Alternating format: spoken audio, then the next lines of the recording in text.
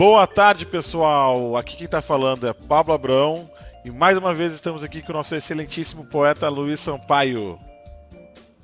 Boa tarde, minha gente querida. Estou muito feliz. Chegou a quinta-feira, o dia do nosso vídeo. Vamos em frente, hoje um pouco mais curto para vocês não se cansarem de nós. Exatamente. Lembrando, este é o nosso quarto programa, é o quarto Conversando com o Poeta. E antes de falar do tema, alguns avisos gerais e rápidos para vocês. Primeiramente, nós vamos trocar agora o formato do programa. Ao final dos programas, nós estávamos lendo perguntas, comentários, ideias, as mensagens que vocês nos enviavam, para manter uma comunicação um pouco mais viva, né? Não só por mensagem, por texto, com vocês. Mas a gente percebeu que os vídeos estavam ficando realmente muito compridos, então a gente vai trocar.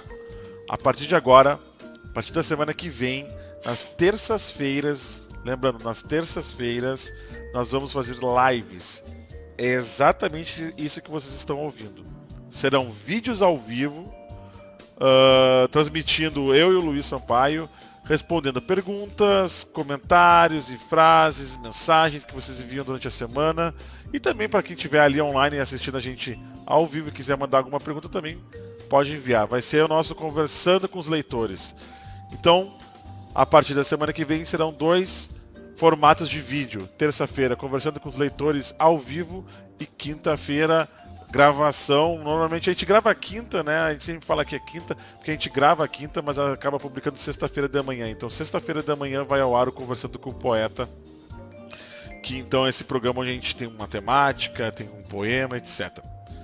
Hoje é uma quinta-feira, dia 30 de janeiro, o ano mal começou, mas já está começando com tudo. E para a nossa temática de hoje nós vamos falar um pouco sobre aquilo que compõe os poemas, as palavras. Isso mesmo, pessoal, hoje o nosso tema é o poder da palavra.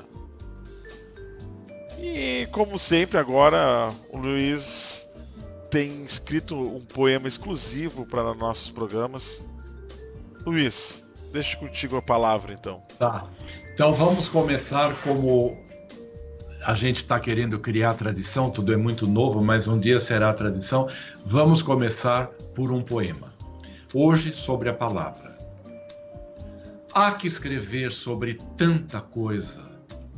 As palavras existem para nos salvar.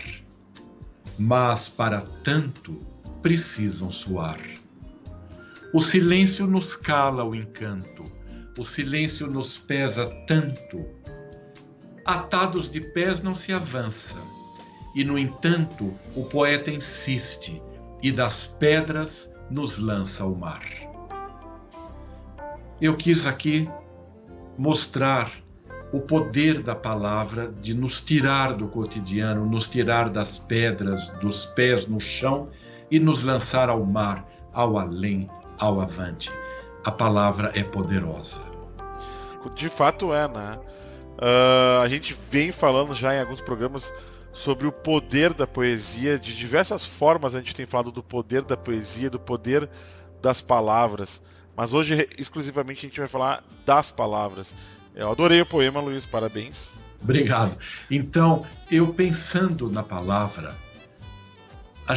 se a gente pensa na palavra, a gente vai direto à Bíblia, não é? Ao Evangelho de João, que escreveu essa coisa linda. No princípio era o Verbo estava com Deus, o Verbo era Deus. Tudo era Deus e o Verbo era Deus. Deus é o Criador e o Verbo é o Criador. Depois João escreve, e o Verbo se fez carne e habitou entre nós. Veja que lindo, a palavra, o Verbo, na base de toda a criação. A palavra cria realidades. A palavra cria tanto realidade que criou a nós mesmos enquanto seres humanos convivendo em sociedade. É através da palavra que nós nos comunicamos, é através da palavra que nós pensamos, é através da palavra que nós somos Homo sapiens. Sim, de fato. As palavras, seguindo adiante, as palavras de uma língua reúne em torno de si as pessoas. Então a palavra está na base da formação dos povos. Exatamente. E aí eu fui ao mito da Torre de Babel. Quando a humanidade era una, ela tinha uma única língua e construiu e resolveu, por um sonho de poder, construir uma torre imensa que fosse até o céu e que assim, dessa forma, a humanidade conseguisse chegar a Deus. E diz o mito que Deus ficou muito bravo com essa arrogância do ser humano e mandou uma forte ventania que destruiu a torre e espalhou os homens pelo planeta, falando as mais variadas línguas. O castigo, então, foi confundir as pessoas, atrapalhar a sua comunicação. Porque comunicação é poder, a palavra é poder, não é? E poder igual em direções opostas. A palavra constrói e a palavra destrói também. Exatamente. Aí eu pensei num ditado muito bonito que eu ouvi há pouco tempo no idioma tupi, né, que diz que a palavra dita é uma flecha lançada, ela não tem volta. Olha que incrível, né? A palavra dita não tem volta. E é muito verdade isso. Às vezes a gente não tem um controle, está frustrado, ou enfim, teve algum dia ruim, e aí de repente sai uma palavra, e ela sai como uma flecha assim, e dependendo da palavra, dependendo de como foi essa flecha, onde ela atingiu, e as intenções dela, a gente tem que gastar mais 1000 palavras para tentar consertar. Para tentar consertar. Tentar consertar. Mas aquela realidade já tinha sido criada, já foi criada. Exatamente. Quando você falou aquela bobagem, digamos assim. Exatamente. Tem um sábio muito antigo do Egito, não vou lembrar agora o nome, mas ele comentava muito que o grande poder divino do ser humano é finalmente assumir o controle total da sua mentalidade, para que escolhesse bem as palavras que ia dizer. Porque como a palavra faz parte da criação da sua realidade, se ele tem controle total desse pensamento, que consegue escolher de forma clara e objetiva suas palavras, ele cria a realidade que ele quer. Isso é... Alegorias, né? Porque o ser humano nunca tem o controle total. Nós nunca temos o controle total das nossas emoções. Sim. Por isso que a gente faz tanta bobagem na vida e fala tanta bobagem também. E por isso é fundamental que a gente sempre pense, meça muito bem, reflita antes de emitir uma palavra. Porque você emitiu a palavra, você criou uma realidade. Agora, isso no cotidiano. Pensando em poesia, nós temos um elemento a mais muito importante. A poesia é criada pela palavra. A poesia é palavra. Mas a poesia recria a palavra. Então a poesia é criatura, criada pela palavra, e criadora, porque ela cria novas palavras e novas realidades. Nesse sentido, a poesia tem a característica divina da criação, não é? A poesia cria novas palavras e novas realidades. Um poema é um conjunto de palavras, mas não é um conjunto de quaisquer palavras. Na comunicação cotidiana, a palavra tem e precisa ter significados muito claros, muito bem estabelecidos. Isso é fundamental, senão a gente viveria eternamente numa Babel. Todo mundo se confundiria se cada palavra quisesse dizer coisas diferentes, né?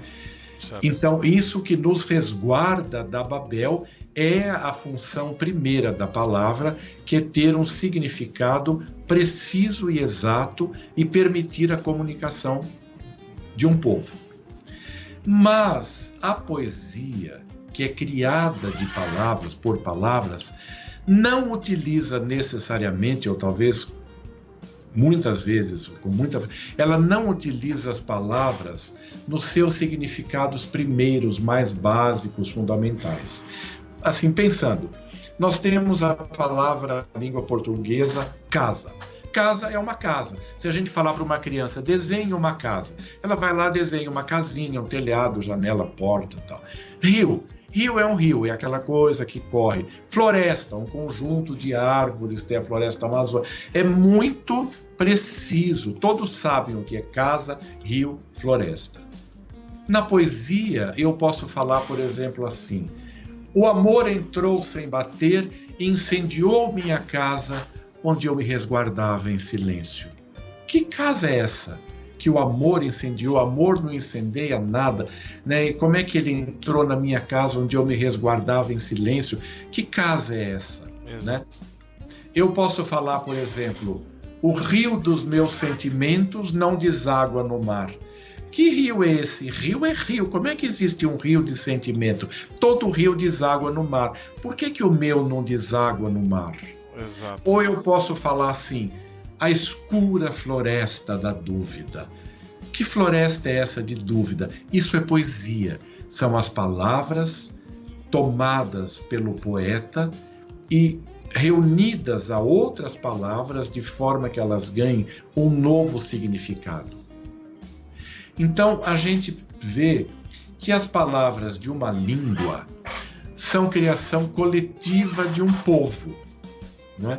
Houve há muitos anos essa tentativa de criar o Esperanto, não é? Que foi uma tentativa de nos salvarmos da vingança de Babel, não é? Termos toda a humanidade um único idioma para que todos se comuniquem, não é? Isso é pré-Babel. Mas é impossível que um grupo de linguistas, como tentaram, consiga criar uma língua, não é? O Esperanto não deu certo porque era muito pobre. O Esperanto era um conjunto de sons, que eram as palavras dessa língua criada, com gramática e tal, mas que não conseguia exprimir todos os conteúdos intelectuais, emocionais. A cultura do povo, verdadeira língua. A cultura. Todas as culturas. Imagina uma língua que abrigue todas as culturas. Então foi uma tentativa assim, frustrada de vencer o mito de Babel. Nós continuamos vítimas do mito de Babel, os povos divididos em fronteiras, em línguas e tal. Então as palavras de uma língua, retornando, são uma criação coletiva, são obra de uma comunidade, de um povo durante centenas, milhares de anos. Já as palavras da poesia não. Elas são únicas, elas são individuais e elas são a criação individual do poeta. São palavras únicas de um determinado poeta e mais, elas existem exclusivamente no convívio de outras palavras naquele determinado poema. Estas mesmas palavras deste mesmo poeta em outro poema poderão ter significados diferentes, porque elas estão convivendo com outras palavras, outras companheiras de poema, não é? Então a gente pode dizer que um poema é um conjunto indivisível de palavras, convivendo de uma forma única, específica, e assim criando um significado, não é? Uhum.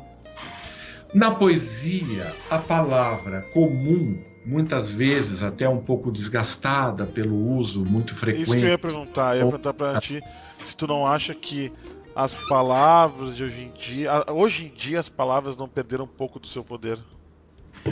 As palavras, a língua é viva e dinâmica. A língua se transforma e avança, evolui como nós, a humanidade. Então, palavras que eram carregadas de sentido há 100 anos, hoje são fracas, elas perderam aquela força emotiva, aquela força de transmitir normalmente sentimentos. E novas palavras foram criadas, existe a gíria, né? A língua é dinâmica, ela está sempre envelhecendo e se renovando e criando novas palavras, isso dentro do coletivo. Sim. Agora, na poesia, a palavra que tem um significado bem estabelecido, ela é recriada, ela é renovada, ela é rejuvenescida pelo poeta e pode, e deve, e ganha mesmo, pode ganhar sentidos absolutamente inusitados. E dessa forma, a poesia desperta o novo em nosso sentimento, abre nossa mente para novas emoções, para novas visões de mundo, novas compreensões das nossas vidas, e assim a poesia é revolucionária no sentido de modificar o rumo das nossas ações. A gente lê um poema, se a gente se entregou ao poema, e se era esse, como nós falamos em outro vídeo, na farmácia, no poder curador da poesia, se esse poema nos chegou na hora certa, o poema certo para nós, ele poderá transformar a nossa emoção, a nossa compreensão e as nossas ações. Então, nós podemos resumir dizendo: a palavra cria realidades. E a palavra poética recria e ilumina essas realidades. Esse é o grande poder da poesia. Eu acho que já falamos bastante sobre a palavra, não quero cansar vocês, não é? E, Pablo, você tem algum comentário a fazer? Para mim, na verdade, eu concordo com tudo que tu disse, eu entendo tudo que tu disse. Ficou claro para mim. Eu sempre me pergunto o quanto a palavra realmente pode impactar, né? O poder da oratória, etc. Bons líderes normalmente são bons oradores, sabem usar bem as palavras. Claro. Mas eu ainda penso que muitas palavras perderam o poder, o amor. Falar eu te amo hoje em dia parece que é uma coisa tão comum e banal. Não sei se tem o mesmo poder que um dia talvez já teve. Se você pensar durante o romantismo, falar eu te amo era uma coisa grandiosa, não é? Sim. Hoje, ainda, eu acho que depende muito de como você usa a palavra. E eu acho que é a maturidade da pessoa também. Não é só isso, uma pessoa... É que hoje em dia a gente banalizou as emoções, não é só... Por isso as palavras vão ficando banalizadas. Hoje em dia você pode não amar, gostar de alguém, ser amigo e falar assim, te amo. Certo. Isso é banal. Agora hoje, se uma pessoa apaixonada falar para alguém do fundo da alma, eu te amo, certo, tem muito poder ainda. Sim, então, é a maneira como a gente usa a palavra, né? A maneira como a gente valoriza o significado daquilo que a gente está expressando. O que aconteceu, isso é verdade. É uma banalização dos relacionamentos e das emoções, não é? Todo mundo é amigo de todo mundo. Agora, quando você chega para um amigo e fala assim, meu amigo, né? Você tocou aquela pessoa, porque você falou do fundo da sua amizade essa palavra que pode ser muito banal, que fala, oi meu amigo, né? Veja a diferença. Uhum. Aí a gente vai para uma coisa importantíssima na vida e na poesia, que é a forma, não é? Sim. É a forma formando o conteúdo. A forma como você escreve cria o seu conteúdo. E também a forma como você se expressa. Você pode se expressar de uma maneira fria e não tocar ninguém. E você pode, com as mesmas palavras, se expressar de uma maneira verdadeira, profunda e tocar profundamente alguém. É a forma criando conteúdo. Muito importante isso que você lembrou, Paulo. Talvez a gente possa concluir, então, que um dos elementos que torna uma palavra poderosa é, como tu mesmo disse, é a importância que o orador e o receptor dão para essa palavra e para um e o outro, né? Com certeza, com certeza. A gente, eu lembrei essa expressão, ele fala da boca para fora. Falar da boca para fora, na verdade, é a mesma coisa que não falar. Ele fala e não diz nada. Agora, e também tem aquelas pessoas que estão cegas de forma literária, vamos dizer assim. Que então, não conseguem... Ele fala com o coração. Esse fala e diz. As mesmas palavras, aí vem forma. Sim, ele fala e ele diz, mas tem pessoas que nem eu sempre falo dessa história de estar aberto para a arte, estar aberto para os poemas, porque tem pessoas que estão cegas à literatura, são cegas à arte. Tem, claro que são cegas à palavra também, às palavras. Bom, a gente não vive num país fácil, na verdade. Então, pessoas, imagino eu, voltando para casa, às vezes tem palavras que se repetem, de palavras do cotidiano que nem sempre são agradáveis, que no ônibus as pessoas não dão a mínima.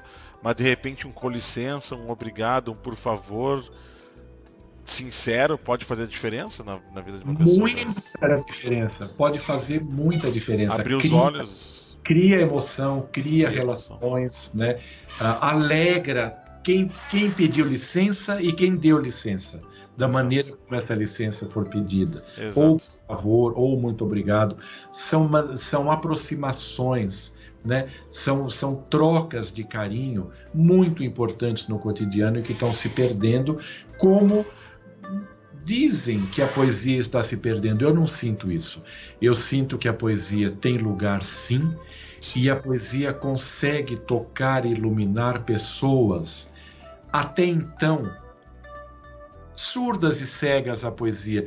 A questão é o primeiro contato, né? Você pega uma pessoa aparentemente, ou que até se julga fria, racional, se ela tem contato com um poema que diz aquilo que ela estava precisando naquele momento, ela abre a alma para a poesia e a partir daí ela é um novo ser, mais aberto a emoções. Não é? Sim, sim. Aí vem o famoso poder curador da poesia. É necessário o primeiro contato com a pessoa. É verdade. E aí você começa a agir e modificar aquela pessoa no seu interior.